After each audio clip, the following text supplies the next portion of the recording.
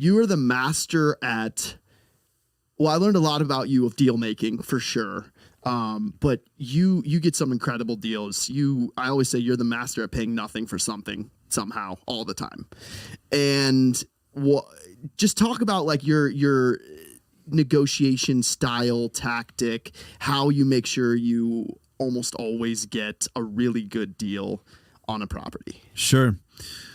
Yeah. So the first thing for me is having a clear and firm boundary on what I'm willing to pay and what I'm not willing to pay for a property, and never deviating from that. Yeah. And so I have to know what I want going in. Yeah. And if it's not clear, if I just look at a property and I just identify it as something I want, and I kind of go in going, I just want to like hopefully get a good deal, fingers crossed. Yeah. That's a recipe for disaster, right? Yep. Because then my boundaries move, and then that number can move, and then that can set me up for failure. Right. So I have to know, this is the property I want, and this is the price I want to pay. Yep. So now I reverse engineer, how do I get there?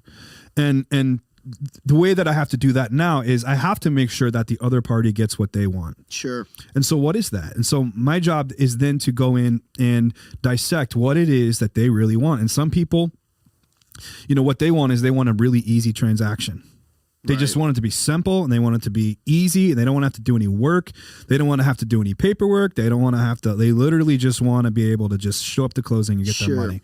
And so I try to make that happen for them. And, with repeat sellers, I've created a history of where they know, like, when I come to Britt, I don't have to do any work. Right. So there's like that group, right? And then there's group that they want a fast transaction. Yep. They don't care about easy. They just want it to be quick, right? And so with those people, I'm like, okay, well, we'll close in 7 days. How is that for quick? And they're like, great. So with that party of sellers, I've created a reputation of being a guy who can close quick. And so yeah, what ends up like the boundary of like the price I'm willing to pay doesn't change, but literally anything else can change, right? So yeah, the speed of the transaction, the ease of the transaction, yep.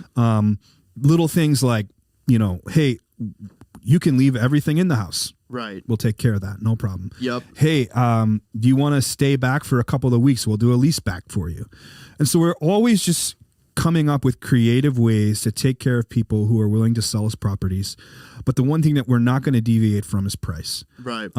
And we're also not we don't hard sell anyone. Like you probably noticed that from working with me. Yeah. I'm not pulling anyone's arm to do a deal with me. I Right. think that's terrible business. Yeah. So I give where I'm at. I pitch where I want to be. And if we can meet there, great. And if we can't, then we don't do a deal. Exactly. Because I only want to do deals with people that in the end, we're glad they did a deal with me. Right. The reputation is so important. And so if I'm like pulling someone's arm or manipulating them or kind of lying or doing like sideways things with them, man, it's going to come back to hurt me. Yeah. And it hurts the other party. So why would I want to do that? And there's a lot of guys out there, especially in the wholesale world, who will do things like this.